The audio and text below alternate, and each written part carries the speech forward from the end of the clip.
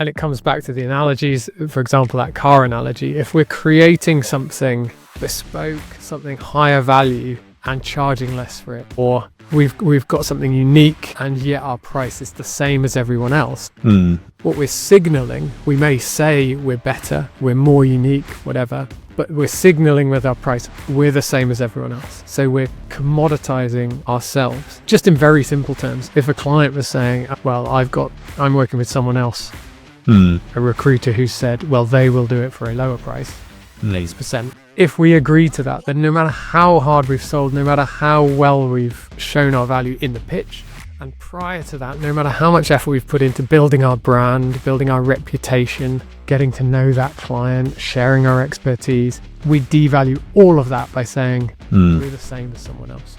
Yeah, I think there's a few points to AI.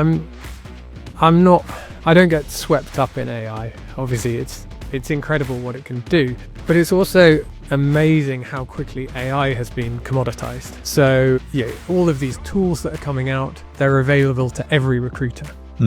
So recruiters can't say, oh, we've got this special AI tool that we can use that no one else can use. No, the access is commoditized. Anyone can use it. Now, you might sell that you are an expert in using that tool, or that you've put together a series of tools and created something that's relatively unique. But just to say, hey, we're going to use AI is not exciting and it's not different. And I was a bit surprised by how quickly that happened. You think, oh, it's amazing what AI can do, but everyone can access ChatGPT. Right. So actually, it's what you do with it.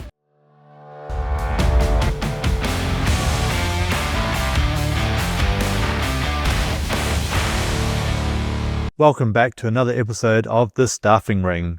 I'm your host, Jason Lawson, and today I'm pleased to welcome Jon Brooks, founder and senior consultant at The Value Advantage. Welcome, Jon. Hi, Jason. Good to see you. Yeah, welcome. On a Monday kind of lunchtime here in the UK, so broadcasting out to the US, UK, and hopefully beyond as well. So yeah, really looking forward to diving in, like value pricing. I'm sure it's something that every agency really does care about or should care about. So yeah, look forward to it. Wanted to dive straight in, Jon, just, from your experience, you've been in recruiting and agencies before your company. Okay, what inspired you to establish the Value Advantage, and where did you see the gap in the market? Yeah, I guess I saw the importance of pricing quite a long time ago, and then more recently set up my own business to help other agencies with their pricing. So I was at Reed for a long time, one of the biggest recruitment brands in the UK, as you know. And one of my roles there was building and creating different services and different products we could sell to clients, because we had thousands of clients. How could we do more than just saying, we'll fill a perm role, we'll fill a temp vacancy? And the challenge is, when you create a new service, when you create a new product, you have to price it. You have to say, well, what does this cost? And if it's different, if it's better than what you've been doing before, it can't cost the same amount. Surely the price has to reflect the value or reflect that difference in some way. So I just kept going down that rabbit hole of saying, well, how do we do this? What's the right way of doing this? And I was lucky. We brought in some management consultants who specialized in pricing. And I learned from other industries. So B2C pricing we see a lot more of, but also B2B pricing, whether it's law firms, other professional services, or even manufacturing. There's so many lessons out there that we can learn that we don't often apply in recruitment. And we're going to get deep into, I love to get deep into all the different ways and tactics and methods of thinking about pricing and value. So before we do that, what's your mission? What are you looking to help the industry or agencies achieve, just from a kind of 10,000 foot view? Yeah. I think when I set up, I thought this is going to be really valuable because recruiters undervalue their services. So we don't get paid as much as we should. If we get more, if we improve our fees, then agencies will be more profitable, consultants will be more successful, and take home more money in bonuses. The mission has got bigger. In doing that, as I say, to start with, I thought it was all about money and fees. It's gone bigger than that. It's about how we value what we do as recruiters, and we undervalue the importance of recruitment, the importance of our work to our clients. So alongside saying, well, let's fix fees, it's actually about saying, let's fix our belief in the worth of what we do. Yeah, I note the tagline or the banner of your LinkedIn is a quote from a recruitment director: "Jon's pricing model transformed the way we do business." And so when we first met and learnt more about you and your company, I was thinking very much about the pounds and pence or dollars and cents, and of course pricing is pricing, but it's also that value equation, isn't it? As how do you feel confident about putting that price point forward, and actually which parts of the business should be pricing in different ways, perhaps. So it's almost like a across the business kind of strategy and execution. Yeah, absolutely. Right. Well, yeah, let's dive in then. I'm curious, whether we take it from a solo or small agency to a scaling agency, and then to the large, more established 500 plus recruiters. I presume they all have different kind of pricing tactics, or they have different positions in the market, right? Some are more established, some are more want to be aggressive. How does on that kind of spectrum, how do those different agencies kind of, or should be thinking about the value in their pricing? Yeah, it's a really good question. I think obviously we know the industry. There are the big players. Lots of people cut their teeth in those larger agencies and then spin out and set up their own businesses or go into boutiques. What I see is that people leave those bigger agencies and think about their pricing, but don't know what to do. So say, I'll just price the same way I did at my old agency. I then speak to some people who've set up on their own who say, oh, well, I want to win business, so I'll price a little bit lower. So those are really the two routes. And that has kind of created the network of pricing decisions across all recruitment agencies, I think. Now, the challenge with that, one thing I always ask people who've set up on their own is, do you want to be the same as when you're in a big agency, or do you want to provide a better service? Do you want to change the way things are done? And maybe I'm lucky, maybe it's just the people I talk to, but most recruiters say, yes, I've set up my own business, or I've joined a boutique in order to do things better, in order to change the way things are done. To then charge less, the danger there is you're sending a signal to your clients, oh, maybe I'm not worth as much as those bigger agencies, when in fact the whole point of setting up on your own is because you're worth more. You want to change the level of service that your client's getting. So underpricing, that can be quite a dangerous approach. Yeah, I'd certainly think, take a car analogy, right? If you're taking a mid-model, large production line, and then you go to more of a niche provider that's boutique that has specialist, parts or service, you're going to think you're going to pay more. And yet, as you say, so often is the case when someone's solo or starting out, they think they need to be competitive on price. So how do you kind of tackle that? Is that a mindset? I'm thinking how much of what you do is art versus science in terms of coaching and training? Yeah, I think a lot of it is psychology. which I studied at university, and actually we had a lot of debates. Is it an art? Is it a science? It's a science in that there's so much you can measure about human behavior, and more and more. So you can measure the brain and how we react to things, which we then see in things like mindset. So absolutely, we need to have the confidence, and we always need to train our brains to work in the right way. Recruiters often are beaten down on price by clients. Maybe not the right clients, but it impacts the way we think. It's also natural for humans to sometimes undervalue what they do or the importance of what they do compared to other people. So taking those things into account, it's worth building a strategy, building the art around, right, how do we combat that? How do we create models and processes to say, look, this is our value, to really show our value, justify our fees, and get clients then to agree to pay us more than they're currently paying us, and potentially more than they're paying a competitor. Yes. Wanted to delve into competitor pricing and that pressure. Of course, for most agencies, the last 12, 18 months have been, bloody hard.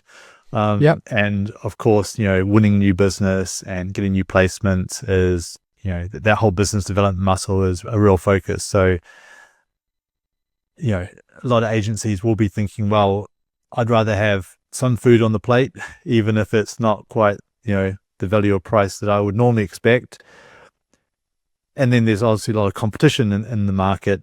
I saw a recent study that since 2017 in the UK, 50% more recruitment agencies. In the past, what is that, 8 years, 50% more recruitment agencies, and we're in a tough period. So how does that play out? Like, how does that conversation go when you're talking to agency leaders and owners? Yeah, I still think, I mean, I have these conversations with the people I build their pricing strategies with them. We all, again, it's human, as we talked about a minute ago. It's human to be nervous. It's human to say, oh, are we losing business because of price? Yes, you need to take the market into account, but you also need to concentrate on how on the perception of value that you're creating in the eyes of your clients. And it comes back to the analogies. For example, that car analogy. If we're creating something bespoke, something higher value, and charging less for it, or we've got something unique, and yet our price is the same as everyone else. What we're signaling, we may say we're better, we're more unique, whatever, but we're signaling with our price, we're the same as everyone else. So we're commoditizing ourselves. Just in very simple terms, if a client was saying, oh, well, I'm working with someone else, a recruiter who said, well, they will do it for a lower price, X%. If we agree to that, then no matter how hard we've sold, no matter how well we've shown our value in the pitch, and prior to that, no matter how much effort we've put into building our brand, building our reputation, getting to know that client, sharing our expertise, we devalue all of that by saying we're the same as someone else. Yeah. So even if to me, it's so important, even if you only got 1 percentage point more, let's say, so someone else is doing 20%, you say, well, you'd need to pay us 21%. That just brings to the fore the conversation of, well, why? And either we justify our value or we are a commodity. And if we're a commodity, we won't, you can't run a profitable business if clients see you as a commodity in our space. Yeah. We need agency owners. Sorry, go on. Indeed. Yeah, it goes right across all products, right? When you're at the grocer or a supermarket and you see different brands and different price does indicate generally value. And it's like, if someone advertised a brand new Ferrari for £20,000 or $20,000, people are going to be questioning it, thinking, there's something behind there that doesn't smell right. And so it's the same kind of psychology, I guess, from what you do and consult and help agencies. Yeah. I think turning to AI, we've got to talk about AI in 2025. Obviously, there's a lot of automation and a lot of tools and ways of working, which is in some respects going to empower and enable agencies, which is great. On the other hand, it could lead, and maybe already leading, to some agencies or some new starters coming in saying, I've got these tools, I can run a big agency with 2 people and therefore my pricing can be different. How are you seeing any of that come through, or is it still in the competitive market, and that's the kind of similar response that you would have? Yeah, I think there's a few points to AI. I don't get swept up in AI. Obviously, it's incredible what it can do, but it's also amazing how quickly AI has been commoditized. So all of these tools that are coming out, they're available to every recruiter. So recruiters can't say, oh, we've got this special AI tool that we can use that no one else can use. No, the access is commoditized. Anyone can use it. Now, you might sell that you are an expert in using that tool, or that you've put together a series of tools and created something that's relatively unique. But just to say, hey, we're going to use AI is not exciting, and it's not different.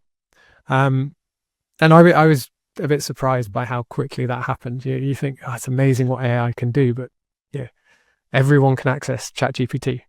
Right. So actually, it's what you do with it, which again brings us back to, don't focus on the tools, focus on the value you're creating for your client. And Yes. in terms of cost, if you're currently running an agency, I think to just say, hey, we can, or if your client turns around and says, hey, you can do this cheaper, for example, cost should have little to no bearing on the price you charge. The price should be all about the value you're creating. We could take different analogies, but if you were running an office and you said, oh, we need to pay our receptionist 10% more. Fair enough. That's a business decision. That's all good. You go to a client and say, hey, I'm paying our receptionist 10% more, so I'm going to put up my fees by a little bit. The client will say, I do not care. That cost has no relation to me, or it's irrelevant. Likewise, if we saved some money on our tools or our staff or whatever, again, it's irrelevant. It might give us leeway to become more profitable, or leeway to offer different levels of service at different price points. But we shouldn't say, wow, we can do this cheaper, we can drop our fees. And if clients are pushing us to say that, we need to push back and talk about value. Yeah, it's a brilliant mindset to think about. Clients coming in saying, we think you should be able to reduce your price because your costs surely are, maybe you've gone remote, so you don't have an office, or but on the flip side of that, a lot of costs are going up, and some of the, many agencies have had to bear that cost because of that value. So yeah, very interesting. Can we kind of dial in now to think about, if I'm an agency owner, I've got 20 or 50, 20 to 50 recruiters, so good scaling agency. I've got pricing, but I haven't really spent a lot of time thinking about it. I've just done what the market's kind of been doing, and but I might have different parts of my, I might have some more permanent and some temp work? Where do I start? Like, what's the first steps in getting to the better place? Yeah, I think it's a good question. The first thing I do with any agency owner is sit down and say, right, let's understand where you are now. And there's two parts to that. If you're an established business, you will have pricing data. So let's look at the data first. Every placement you've made, every booking you've made with a client, you will have pricing data on that. Now, almost always I will look at that data and it will be all over the place. Some people will have discounted more than others. Some clients will push back more than others. So getting a handle on where we are now, right, really sets the foundations for what are we going to do next. If we don't know where we're starting, how do we know where we're going to go? So I'm a big believer. I don't want to do something unless I can measure the success. I don't want to just be fluffy and nice. So I want to set benchmarks and say, right, here is where we are now. And in a year's time, we can look back and say, great, that's where we were. This is what we've improved on. And actually, you can learn by doing that, because your benchmark might say, we were X in these different areas, X, Y, and Z in these different divisions. This division's 20% higher than it was. This division was doing better, but is only 10% higher. That feeds the next stage of progress and the future strategy. So that's important. The other thing on foundational stuff is understanding what value you create, what your clients value, and how you communicate that value to your clients. Because in turn, that is going to inform the prices they are willing to pay. So first of all, understand your data and your value and how you're communicating that value. And then you can build on it. And I imagine that second part would often translate to, the messaging and maybe like the marketing of the agency. Does that become part of what you're handing off to maybe internal or external marketing support? Yeah, I ran a marketing team for a little bit in a recruitment agency, but that's not my core focus. So I either work with an internal marketing team, or if the recruitment agency has an external team, then working with that. A focus on pricing often goes hand in hand with a review or a reset on branding. So actually thinking, well, what is our brand? We want to invest in our brand. Fine, we're spending lots of money on improving our brand. Well, why are we doing that? Because we want to win more business and we want to charge more for that business. So by creating a strong brand, that's one of the ways we justify charging more. My concern is always when people spend a lot of money on a new brand and then they don't ask for the return. So we think about return on investment, but if your clients are paying you, you need to ask for that return on investment. You need to say, right, we're pricing in a slightly different way, or we're setting ourselves up so that our clients are either more willing to pay us or willing to pay more than they were before. And that brand is the justification for that. But you then need to go out and set those prices and ask in a way that clients will pay you that extra money. Yeah, great insights on that. It's these things, as often is the case, that not in isolation, right? There's always the wider consideration, the impact, the benefit of doing one thing and bringing in other areas of the business. And speaking of which, a lot of this audience today, there'll be agencies UK, US, and beyond, and certainly there's certainly agencies I'm aware of in the UK who like to pick up business from the US, or they're expanding to the US, and obviously there's US agencies doing the vice versa. How is kind of geographic or different market dynamics play out in pricing? Yeah, huge. I mean, the UK is seen as one of the most competitive in terms of pricing. At the other end of the scale, Japan famously has, you can find perm fees of even 100% of first year salary. So yeah, that's pretty impressive the first time you come against that. There are reasons for that. Again, those fees are justified. That is hard business. But that's how different the markets can be. So geographically you can go from 10% to 100%. So that's how varied pricing is, and why it's so important to think, well, where do we fit in that scale? I think there's always a risk in, if you're an agency and you're going into a new market, understanding the price points that are going to work in that market, equally understanding what clients value in that market, understanding how they're going to negotiate in that market.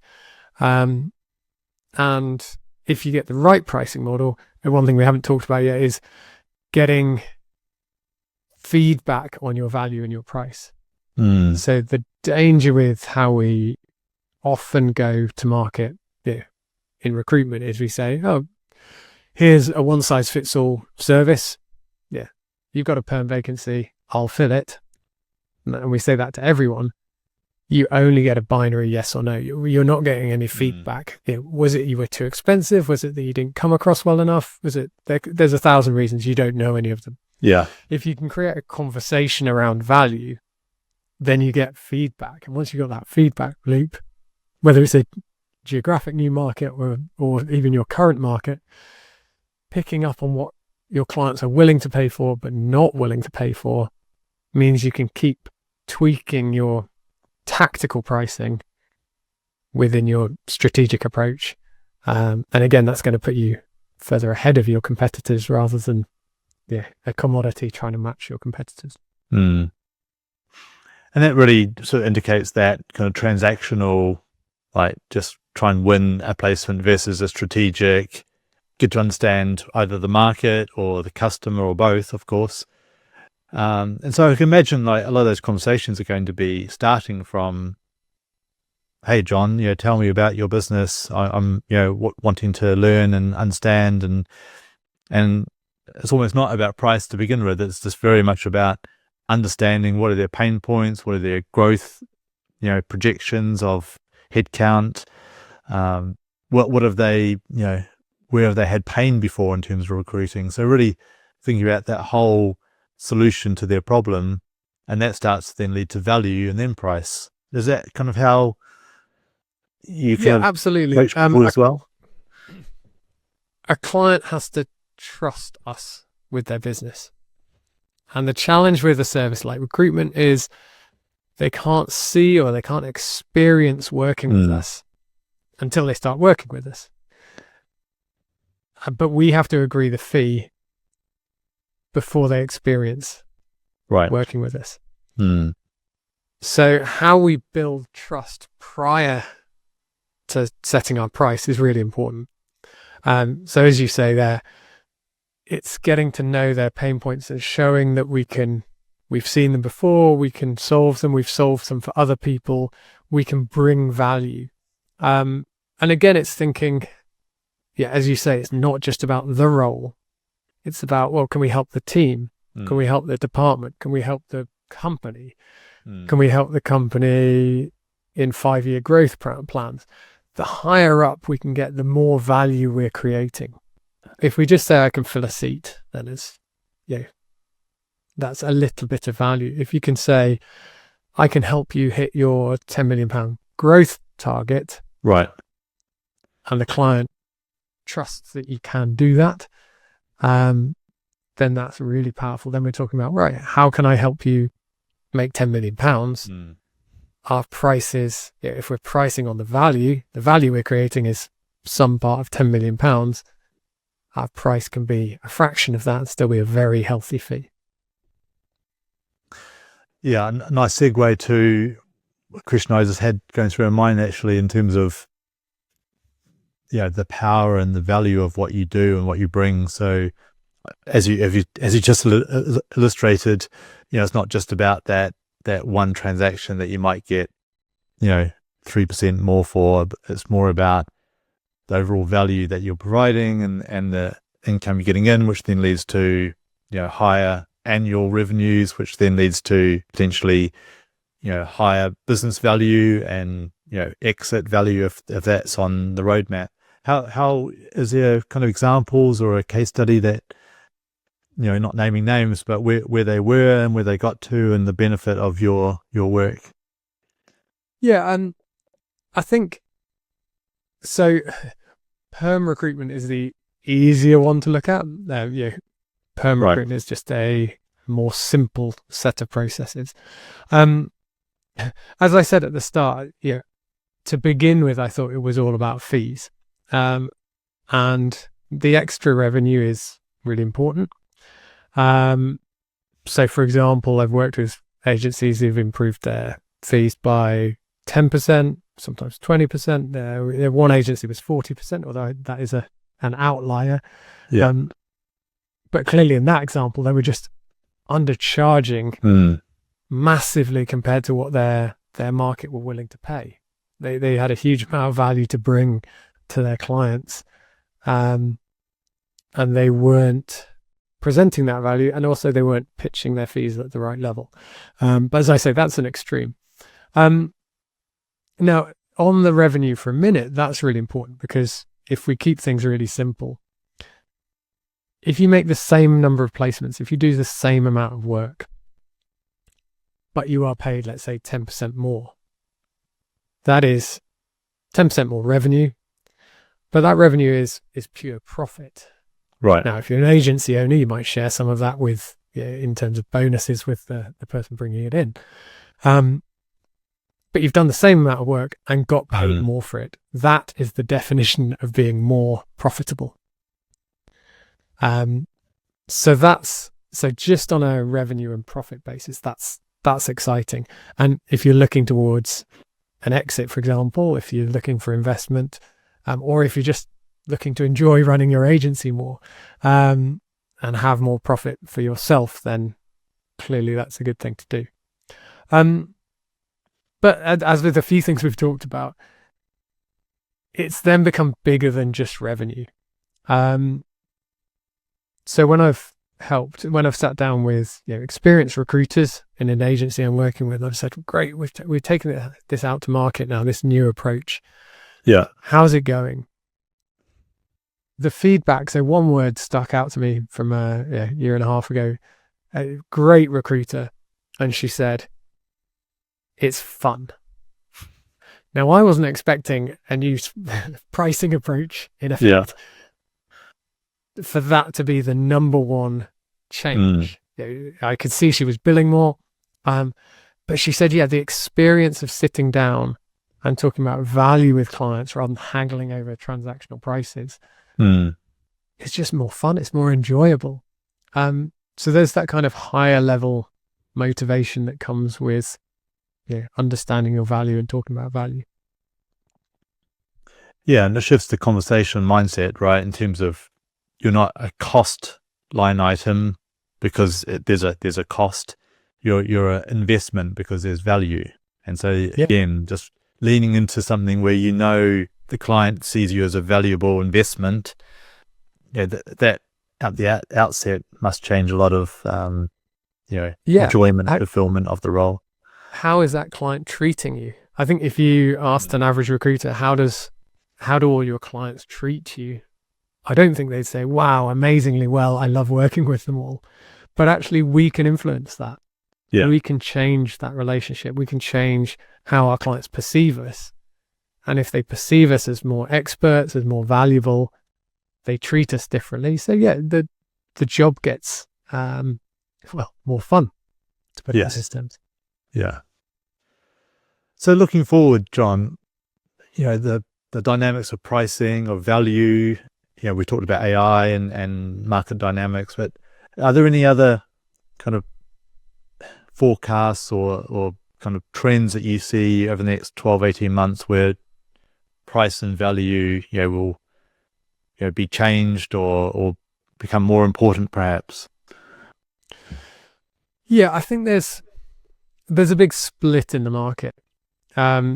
So we're going further down the road of a two-tier system.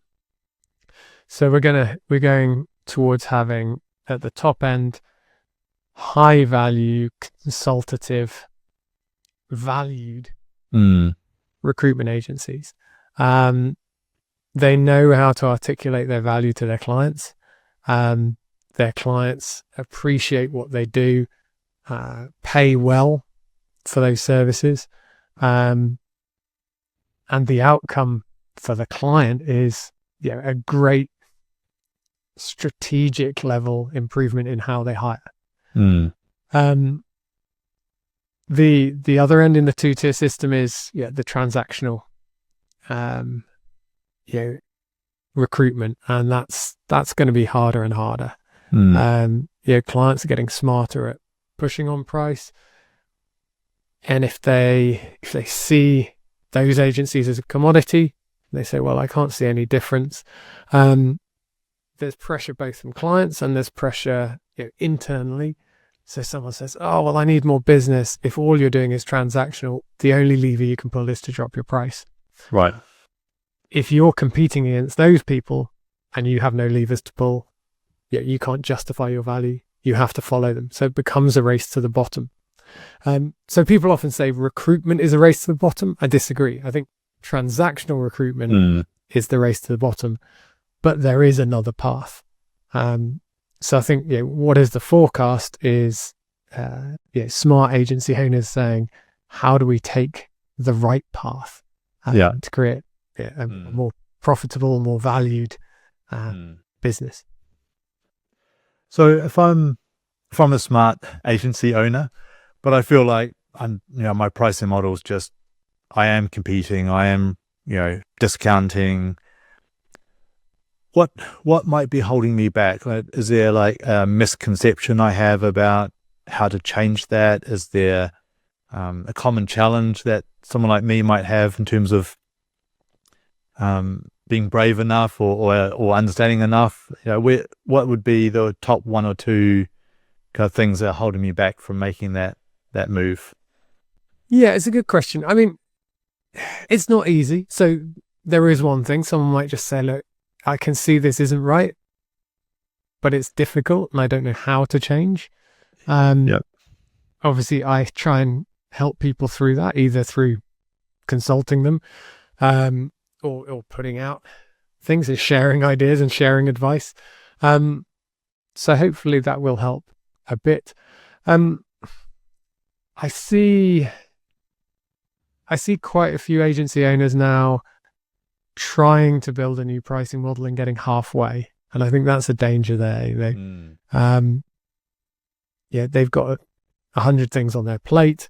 They say, oh great, so we haven't talked specifically about models, but there's a model called good, better, best. So you offer 3 types of services, so a menu of services, and that's very common. Whether it's coffee cup sizes or first class, business class, economy when you're flying. That choice of services and therefore menu of price points is very powerful. But I talk to quite a few agency owners who say, we've tried that. And we've got, let's say, our contingent service, our exclusive service, our retained service. And it's that approach is taking half of a good idea, but not taking it all the way through or not seeing what's possible. Another challenge, sorry, I'm making it sound like it's even more difficult than when you've asked me the question. I think it is. That's certainly why it came to my mind is I do think, particularly in the current environment, there must be a lot of perceived or real hurdles. Another one is implementation. Within Reed, I came up with 4 or 5, as in I ran 4 or 5 big change programs for changing how thousands of consultants did recruitment. And that was tiring for the consultants. That's, for someone to come up to and say, hey, we're trying something different. Right. And again, if you're an agency owner, you've got 30 people in your business, and you're saying, great, we're going to change something, we're going to try something new. There is fatigue, there is risk, there is, people get nervous about, well, what does that mean? So implementing that change, making the change stick is really hard as well. And, more and more, that's what I find I'm doing with my clients. The agencies I work with, I say, great, we can understand your pricing, we can build a new model, but then let's make it work. Because again, if there's no value in just building something and it falling flat. 100%. Jon, I'm conscious of time here and want to wrap up with a few cooling down questions, just to get a few other insights from you. Yeah. Any books or podcasts or any new apps that you're kind of geeking out on? What's kind of keeping you interested in the world of technology or staffing? Yeah, I think, there's some good staffing books. I hope people are reading them. I'm not going to pick sides on that. Read them all. A great book, I talked earlier about psychology. So Rory Sutherland, who's an advertising guru, superstar over decades in advertising, he wrote a book called Alchemy. So this idea of turning things into gold. How do you do that? And actually, it's all about psychology. So he writes wonderfully. He's a great communicator. So rather than focusing on recruitment, I would say just read that to understand how people see value and how you can articulate value in different ways and how powerful that is. You can have two very similar products, and the way you present them can create huge differences in how people buy, how people value them, what people pay for them. So not pricing specific, but so much of what he talks about is can be applied to the way we price and present recruitment services. Yeah. I love Rory. Like, for some reason he's coming onto my social media feeds more and more recently. I don't know if he's increased his content, but I love the way he actually he takes examples right across every industry and vertical and really that puts into quite simple psychology and marketing terms. So yeah, I certainly recommend obviously the book, which I've not read, so I'll put it on my list. And also follow him online as well. Jon, wanting to wrap up, like any kind of takeaways or summaries or what's exciting you about, the next few months ahead? Yeah, I think, the key takeaways from this, I think, are, and the biggest one is we need to value ourselves as recruiters. The service we provide to our clients is huge. And once we create that self-belief in our worth, our self-belief in the value in what we do, then it's much easier to think, right, how do we get paid what we're worth? So I think that's step one. The second point is, there are some great pricing models out there, not particularly in recruitment, but so many industries, B2B, B2C, combining those with a psychological understanding of how humans behave, how our clients behave when we talk to them and when we put prices in front of them. I want people to understand you really can change the way you get paid and change how much you get paid. And then I guess finally, I've kept things simple by talking about getting paid more. Engagement is so important.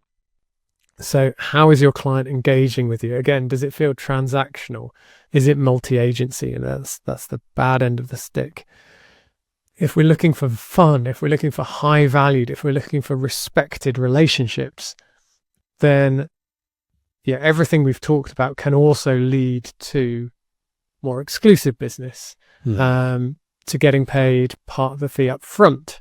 I don't love the word retainer, but I do love getting paid up front the same way lawyers are paid up front, the same way accountants are paid up front, the same way pretty much everyone is paid up front except us. Yeah.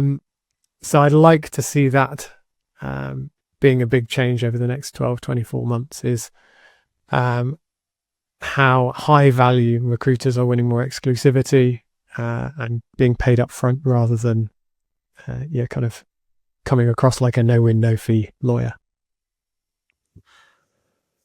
Brilliant. Well, my takeaways here are, what you're doing with the service you're providing. It is, from all the agencies I've met and follow, incredible, service and value add. And it's almost like I've, through this conversation, thought about, I entered it thinking, right, built the agency, got my vertical, got my team, got clients, and then pricing is almost at the end of the conversation, almost at the end of the plan. Whereas, whether you're new or existing, bring it right to the front of the conversation, bring it like strategically, the value across the business. And that's I think my biggest takeaway is don't think it's something to do later. It's now. Like, it is such a valuable, as you say, it's not just that revenue, it's actually how the business and the team are going to think about the value they're providing. So thank you, Jon. Yeah, couldn't agree more. Brilliant. Well, that's it. That's a wrap. Thanks, Jon, again for being a brilliant guest and sharing wonderful insights with us. And thanks everyone for joining, and look forward to seeing you on the next episode of The Staffing Ring.